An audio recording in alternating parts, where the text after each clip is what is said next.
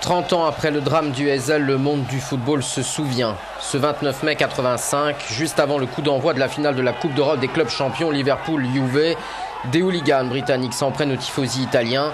Un terrible scénario va se jouer, 39 personnes vont y perdre la vie.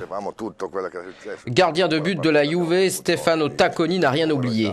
À l'intérieur du vestiaire, personne ne savait exactement ce qui se passait, mais nous savions sur les décès. Certaines personnes ont dit 1, 4, 5, 6 victimes. On ne savait pas combien. Après le match, on a su le nombre exact. Nous, les joueurs, nous avons été très critiqués pour avoir fêté notre victoire, mais nous avons été contraints de le faire, car l'UEFA et les Belges ne voulaient pas que les supporters de la Juve quittent le stade en même temps que ceux de Liverpool. Devenu stade du Roi Baudouin à Bruxelles, l'enceinte a rendu hommage aux 39 victimes lors d'une cérémonie sobre et émouvante. D'autres spectateurs de ce drame nous racontent ce jour funeste. A commencer par Maurizio Crossetti, jeune journaliste à la Repubblica à l'époque. Il était présent ce soir-là.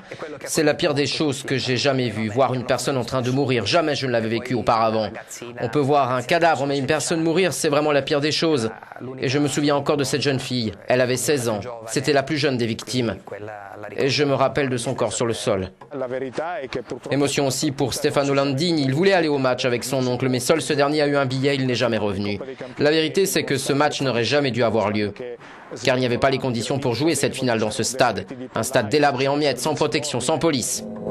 Michel Platini, l'actuel président de l'UEFA, qui jouait à l'époque cette finale, a dit avec émotion qu'il n'a jamais arrêté de la jouer et qu'il fera tout pour qu'un tel drame ne se reproduise jamais.